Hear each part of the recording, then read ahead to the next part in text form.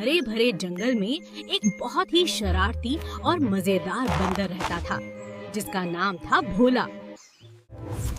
भोला पूरे जंगल का सबसे हंसमुख, सबसे चालाक और थोड़ा सा शैतान बंदर था।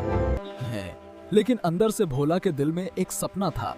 वो चाहता था कि एक दिन पूरा जंगल उसे हीरो भोला के नाम होता। उसे लगा कि कोई उसे सीरियसली नहीं लेता, सब उसे सिर्फ मजाक समझते हैं। आसमान से उसका सबसे प्यारा दोस्त भोला, मैंने एक बहुत पुरानी कहानी सुनी है, अंदर कहीं एक छुपा हुआ खजाना है।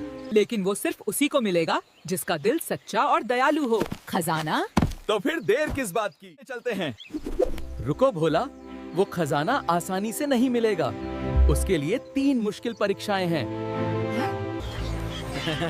फिर तो हमें अपनी एक टीम बनानी होगी। अगर तुम मेरे साथ चलोगे तो हम दोनों मिलकर इतिहास बना देंगे। ठीक है भोला, मैं तेरे साथ हूँ।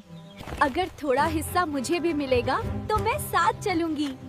दोस्ती में हिस्सा नहीं, साथ मिलता है। तो चलें दोस्तों, खजाना हमरा इंतजार कर रहा है।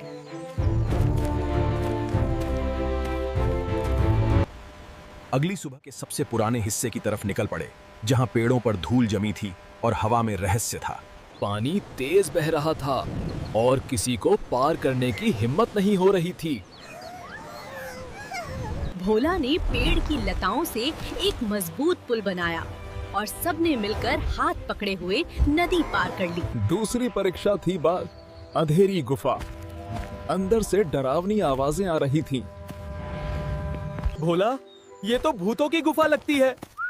डर सिर्फ हमारे मन में होता है। अगर हम साथ हैं तो कोई हमें डरा नहीं सकता।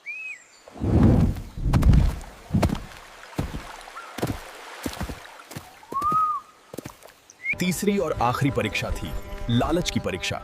गुफा के अंदर चारों तरफ चमकते हुए हीरे, मोती और सोने के सिक्के पड़े थे। भोला, चलो थोड़ा थोड़ा ले लेते हैं, कौन देख रहा है। अगर ये खजाना लिए है तो झूठ और लालच से नहीं मिलेगा। इतना कहते ही पूरा गुफा जगमगा उठा और एक बड़ा सा सुनहरा दरवाजा खुल गया।